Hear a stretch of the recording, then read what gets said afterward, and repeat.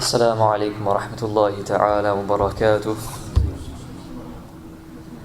الحمد لله رب العالمين والعاقبة للمتقين والصلاة والسلام على سيد الأنبياء والمرسلين وعلى آله وصحبه ومن تبعهم بإحسان إلى يوم الدين. أما بعد فأعوذ بالله من الشيطان الرجيم. بسم الله الرحمن الرحيم. إن الله وملائكته يصلون على النبي يا أيها الذين آمنوا صلوا عليه وسلموا تسليما. الله رب محمد صلى عليه وسلم نحن عباد محمد صلى عليه وسلم. ایک مرتبہ نہایت ادب و احترام کے ساتھ درود پر نذرانہ پیش کیجیے. صلی اللہ علی النبی و آلہ صلی اللہ علیہ وسلم. صلاۃ و سلام علیک یا رسول اللہ. گزشتہ درس میں ہم نے لین دین کے سلسلے میں نرمی اختیار کرنا اور نرمی سے اپنے حقوق کسی کو دینا اور نرمی سے اپنے حقوق کا مطالبہ کرنا، اس کے سلسلے میں ہم نے گفتگو کی تھی. اور آج اسی سے ملتا جلتا ایک نیا موضوع جس کے بارے میں امام ابوہاب شانی رحمۃ اللہ علیہ فرماتے ہیں: اخذ علینا العہد العام رسول اللہ صلی اللہ علیہ وآلہ وسلم ان نقیل كل نادم على بيع او شراء عملا باخلاق السلف الصالح كما نقیل كل نادم على وقوعه في حقنا. فرماتے ہیں کہ ہم سے یہ عہد لیا گیا جو نبی کریم صلی اللہ علیہ وسلم تک پہنچتا ہے کہ جو کوئی شخص کسی چیز کو بیچتے وقت یا خریدتے وقت شرم محسوس کرے تو ہم فوراً وہ بیع یعنی خریداری وہ ختم کر دیں. کیا مطلب ہوا؟ مثلا آپ کسی کے پاس گئے، آپ خریدار ہیں اور وہ بیچنے والا ہے، ہم اس کی دکان پہ گئے. اب آپ نے اس دکان کے مالک سے یہ کہا کہ اتنی قیمت میں وہ چیز مجھے دے دے. اب وہ کم کرتے کرتے اب اسے خود شرم آنے لگی، یعنی اتنے میں جو ہے وہ خود اس نے جو خریدی ہے وہ چیز اتنے میں آتی ہی نہیں ہے اور آپ اس سے بھی کم کروانا چاہتے ہیں. آپ نے اسے شرم دلا دی تو فوراً فرماتے اس وقت بیع ختم کر دو، اس سے چیز نہ خریدو، کیونکہ تم نے شرم ڈال دی ہے اس مسلمان کے دل کے اندر. اور جس قیمت سے اس نے خریدی تھی وہ خسارے میں جا رہا ہے، اور مسلمان وہی ہوتا ہے جو دوسرے مسلمانوں کو زیادہ فائدہ پہنچاتا ہے. اس لیے اس وقت وہ بیع ختم کر دیجیے. اور اس سے الٹا اگر آپ مثلا دکان کے مالک ہیں اور کوئی شخص آپ سے کوئی چیز خریدنے کے لیے آیا، اب بیچارے کے پاس اتنے پیسے ہیں نہیں، آپ نے مثلا قیمت بتائی اور اس سے شرم محسوس ہوئی کہ میرے پاس اتنے پیسے ہیں نہیں، تو فرماتی کہ اسی وقت ختم کر دو بیع یعنی جو بیچنے کا سلسلہ ہے وہ ختم کر دو، اور اگر آپ سے ہو سکے تو وہ چیز اس کو دے دو مفت میں. یہ اخلاق یہ فرماتے ہیں اس لیے آپ کیوں یہ کر رہے ہیں، کیونکہ یہ سلف صالحین ہمارے بزرگان دین اولیاء کرام نے بھی ایسا ہی معمول فرمایا. اور پھر فرماتے ہیں وَكَانَ سَيِّدِ إِبْرَاهِيمَ الْمَتْبُولِي رضی اللہ تعالیٰ عنہ یقول، شیخ ابراہیم متبولی رضی اللہ تعالیٰ عنہ فرماتے تھے، بزرگ تھے: لا يبلغ الانسان مقام المحبة لله ولرسوله صلی اللہ علیہ وآلہ وسلم الا ان سامح جميع الخلق مما له عليهم من مال وعرض في الدنيا والآخرة اکراما لمن هم عبیده ولمن هم من امته صلی اللہ علیہ وآلہ وسلم. کتنی پیاری بات فرماتے ہیں. اللہ تعالی ہم سب کو، مجھے بھی اس کی توفیق عطا فرمائے. بہت مشکل ہے، it's very difficult when you're in this business trading to actually let people off in regards to if they have a shortage of money, to say okay take it. It's very difficult. Okay, but unfortunately in this day and age what usually happens, and take it in a wider context, people put other Muslims to shame. And I'm not talking about just in that context of buying and selling. I'm talking about in any other aspect of this dunya. People joke about their Muslim brothers, people break their hearts, people mock them, okay? People put them to shame. And this is something which is greatly detested and disliked by Allah subhanahu wa ta'ala and His Prophet sallallahu alaihi wasallam, something which angers Allah and His Prophet sallallahu alaihi wasallam. کہ مسلمانوں کی بے عزتی کرنا، بے حرمتی کرنا، کسی مسلمان بھائی کو شرم دلانا، یہ بہت بری بات ہے، جس کی وجہ سے خود نبی کریم صلی اللہ علیہ وسلم ناراض ہوتے ہیں، اور جب نبی کریم صلی اللہ علیہ وسلم ناراض ہوتے ہیں تو یقیناً اللہ تعالیٰ بھی ناراض ہوتا ہے۔ ایک دوسرے مسلمانوں کی عزت کا خیال رکھنا چاہیے، اور اگر کوئی کسی کی غیبت کر رہا ہے، دل آزاری کر رہا ہے، تو آپ کو حتی الامکان اسے روکنا چاہیے کہ آپ ایسا نہ کیجیے۔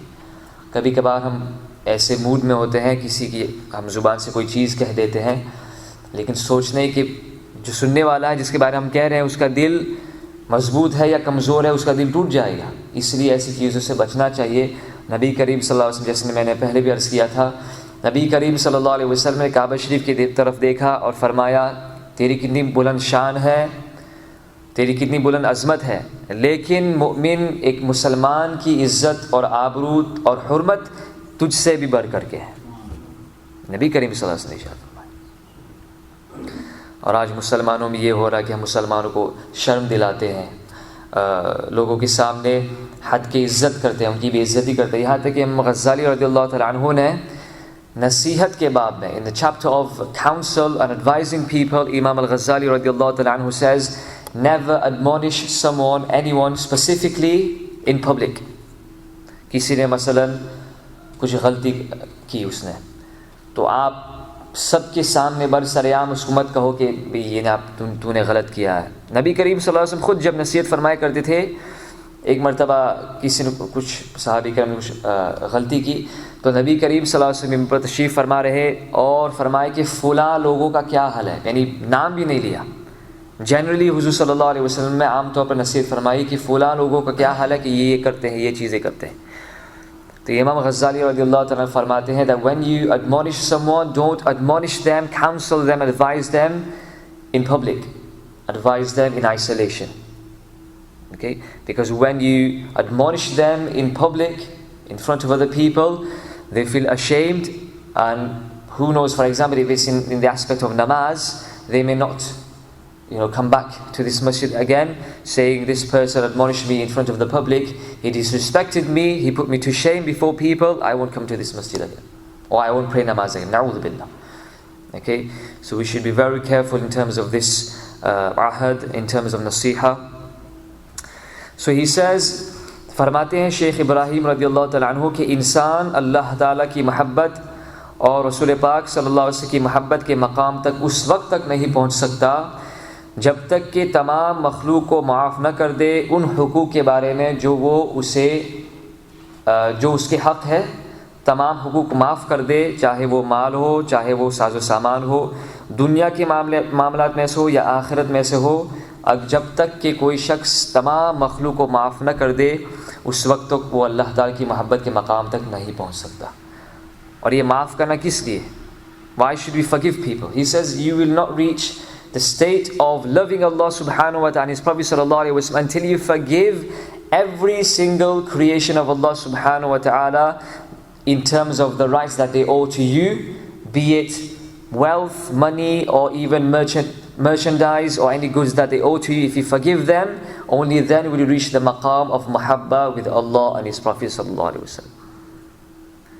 But you don't do it for the sake of doing it, you do it for the sake of ikraman liman hum abiduhu, out of respect of whom they are the slaves of, i.e. out of the respect of Allah subhanahu wa ta'ala, wa liman hum min ummatihi sallallahu alaihi wasallam, and out of respect of whom they are the ummatis of, i.e. the Prophet sallallahu alaihi wasallam.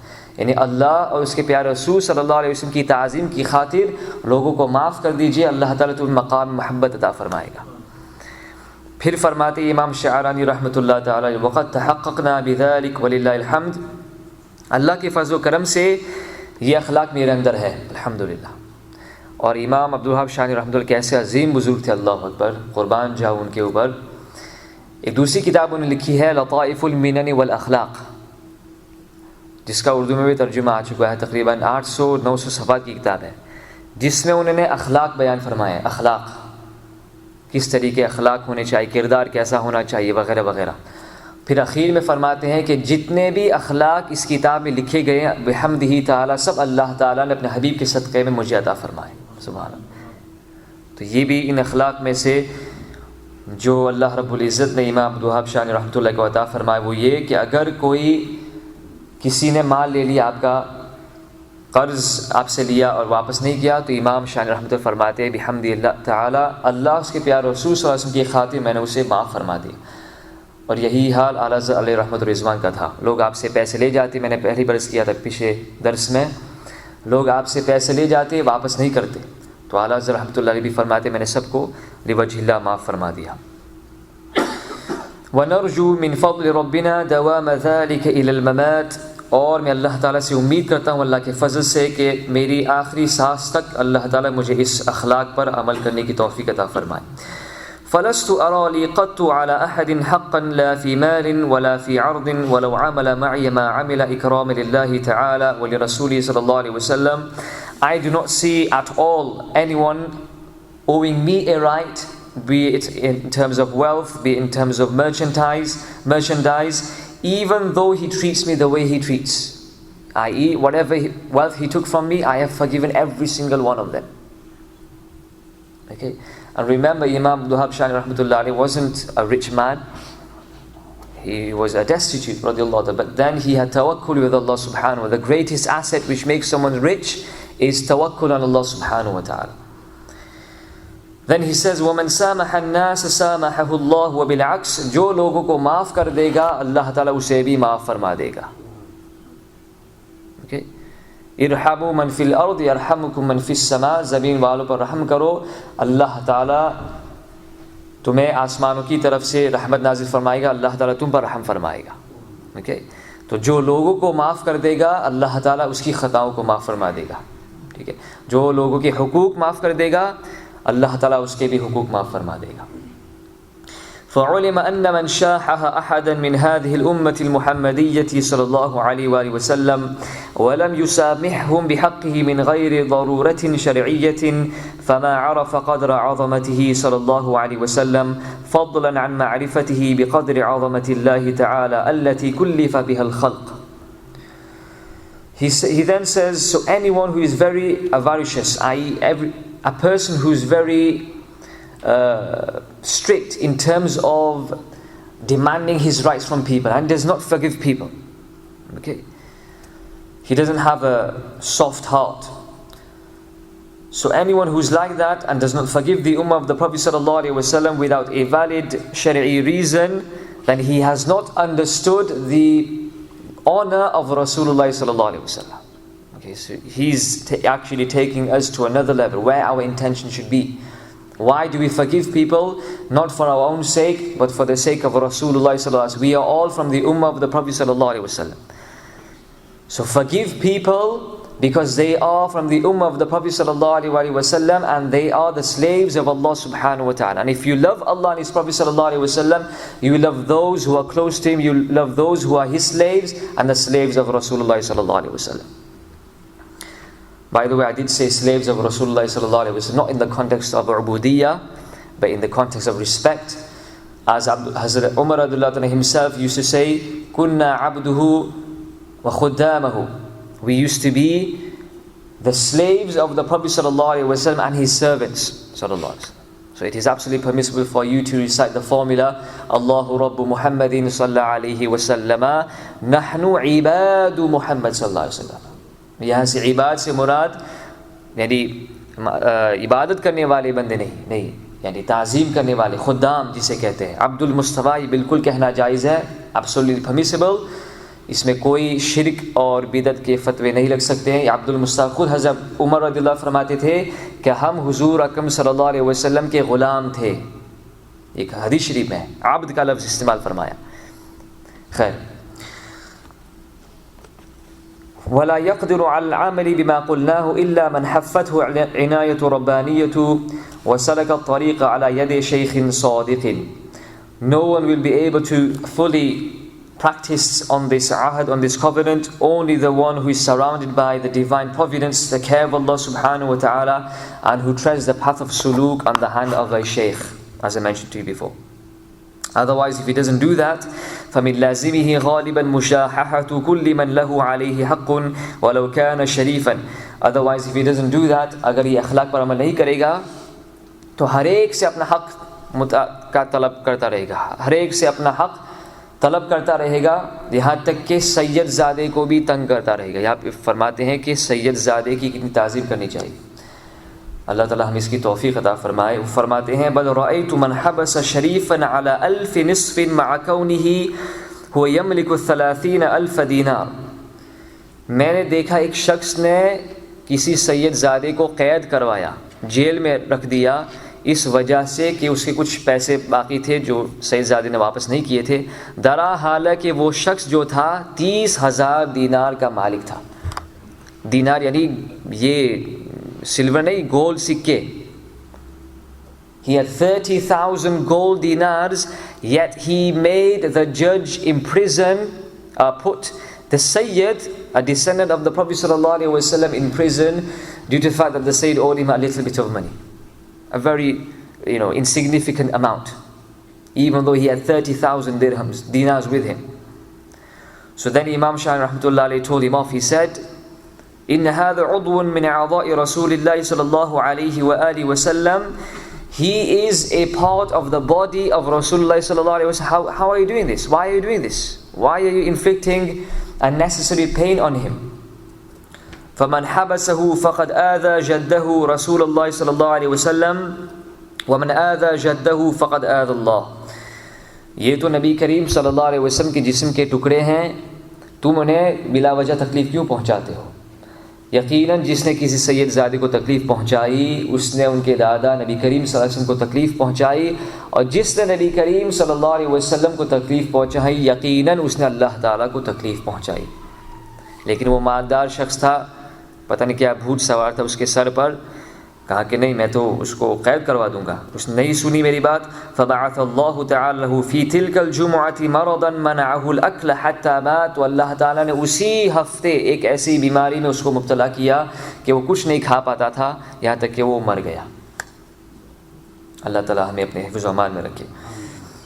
اور ویسے بھی نبی کریم صلی اللہ علیہ وسلم نے اپنے اہل بیت کی تعظیم کے سلسلے میں بہت ساری احادیث مبارکہ بیان فرمائی. خود اعلیٰ حضرت علیہ رحمۃ الرضوان نے ہمیں یہ سبق دیا.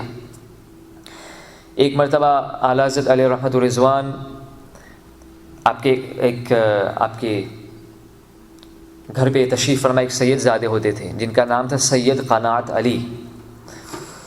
تو کسی دوست نے ان کو پکارا، قناعت علی قناعت علی، ادھر آؤ ادھر آؤ، قناعت علی، یعنی سید نہیں کہا، شاہ صاحب نہیں کہا، نہیں کوئی تعظیمی لفظ نہیں کہے.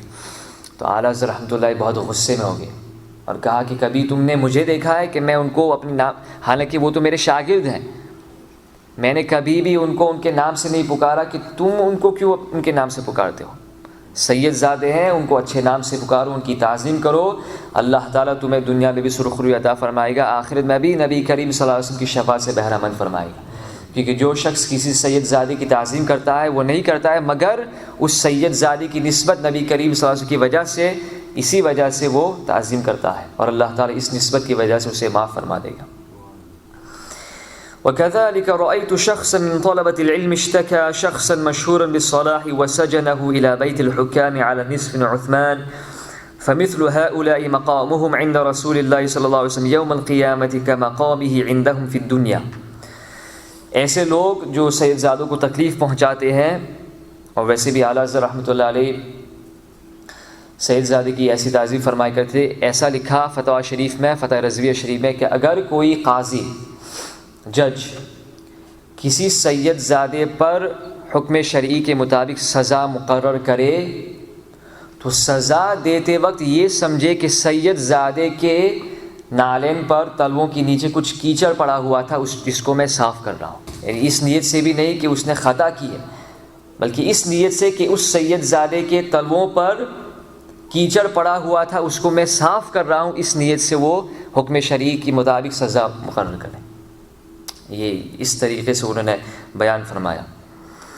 تو فرماتے ہیں ایسے لوگ جو ایسے سید زادوں کو تکلیف پہنچاتے ہیں، قیامت کے روز ان کا معاملہ نبی کریم صلی اللہ علیہ وسلم کے ساتھ ویسا ہی ہوگا جیسا وہ سید زادہ مظلوم تھا اس شخص کے سامنے، ویسے بھی وہ شخص جس نے کسی سید زادی کے حق کو مارا وہ مظلوم کی طرح رہے گا, خوف کی طرح رہے گا قیامت کے روز نبی کریم صلی اللہ علیہ وسلم کے سامنے.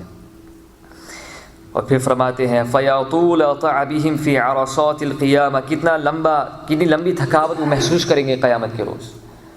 جب نبی کریم صلی اللہ علیہ وسلم لوگوں کی شفاعت کریں گے, جس نے کسی سید زادے کو, جس نے کسی عالم دین کو, جس نے کسی نبی کریم صلی اللہ علیہ وسلم کی طرف منسوب اور آپ کی طرف آپ کے ساتھ محبت کرنے والے کسی شخص کی تعظیم کی, نبی کریم صلی اللہ علیہ وسلم اس کی شفاعت فرمائیں گے. لیکن جس نے کسی کو تکلیف پہنچائی, سید زادے کو, کسی عالم دین کو وغیرہ, تو اللہ تعالیٰ اس روز کسی کی بھی شفاعت اس کے بارے میں قبول نہیں فرمائے گا. خود نبی کریم صلی اللہ علیہ وسلم کی شفاعت نہیں فرمائیں گے, چاہے جائے کہ کوئی اور اس کی شفاعت کرے. اور وہ قیامت کا روز 50,000 سال کا ہوگا, کھڑے رہیں گے. فَيَطُولَ تَعَبِهِمْ فِي عَرَصَاتِ الْقِيَامَةِ, how long will be their weight and their fatigue on Yawm al-Qiyamah, how long will they be tired for under the division? 50,000 years.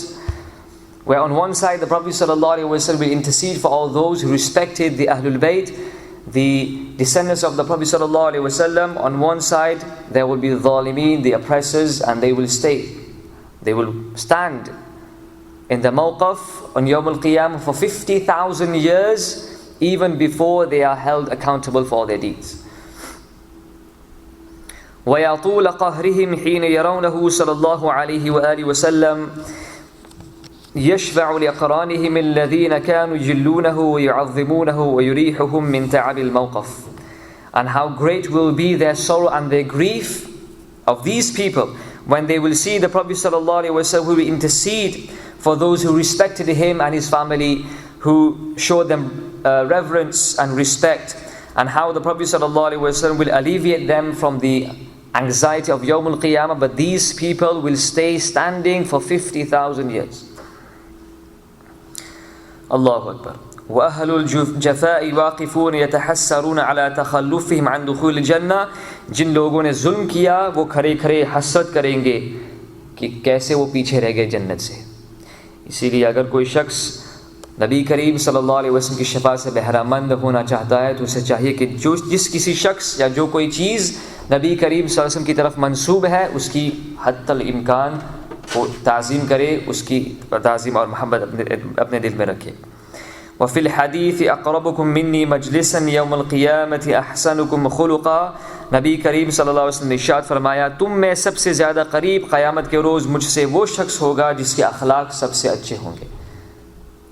اور نبی کریم صلی اللہ علیہ وسلم کے اخلاق میں سے ایک ہے معاف کرنا. The closest to you and the closest to me rather on Yawm al-Qiyamah, from amongst you the closest to me will be the one who had the best akhlaq. And amongst the akhlaq of the Prophet sallallahu alaihi wasallam is to forgive people. Okay. چند احادیث سنتے ہیں. روا ابو داود وابن حبان في صحيحه وابن ماجة والحاكم وقال صحيح على شرطهما, واللفظ لابن حبان مرفوعا من أقال مسلما بيعته أقال الله عثرته يوم القيامة. وفي رواية لابن حبان من أقال مسلم عثرته أقال الله عثرته يوم القيامة, جو کوئی کسی مسلمان کی خطا کو معاف کر دے گا دنیا میں, اللہ تعالیٰ قیامت کے روز اس کی خطا کو معاف فرما دے گا. Okay? This is a great honor for a person who forgives, who has this generous heart, and he forgives people. Anyone who forgives someone for whatever rights they had violated in his regard, Allah will forgive that person on Yawm al-Qiyamah. Subhanallah. And Nabi Kareem sallallahu alayhi wa sallam ishad farmaya, Man aqala nadiman aqala Allahu nafsahu Yawm al-Qiyamah, جس نے کسی شرمسار شخص کو معاف کر دیا اللہ تعالیٰ خود اسی کو قیامت کے روز معاف فرما دے گا. اللہ تعالیٰ ہم سب کو لوگوں کے حقوق سے درگزر کرنے کی توفیق عطا فرمائے. اللہ تعالیٰ ہم سب کو نبی کریم صلی اللہ علیہ وسلم کے اخلاق اپنانے کی توفیق عطا فرمائے. اللہم صلی علی سیدنا مولانا محمد معدن الجود والکرم وآلہ وصحبہ وبارک وسلم. اللہم انفعنا بما علمتنا وعلمنا ما ينفعنا وزدنا من فضلك علما يقربنا منك برحمتك يا أرحم الراحمين. اللهم آت نفسي تقواها وزكها أنت خير من زكاها أنت وليها ومولاها فاغفر لها اللهم ربنا تقبل منا إنك أنت السميع العليم وتب علينا يا مولانا إنك أنت التواب الرحيم. إن الله وملائكته يصلون على النبي يا أيها الذين آمنوا صلوا عليه وسلموا تسليما. الله رب محمد صلى عليه وسلم، نحن عباد محمد صلى عليه وسلم. سبحان ربك رب العزة عما يصفون وسلام على المرسلين.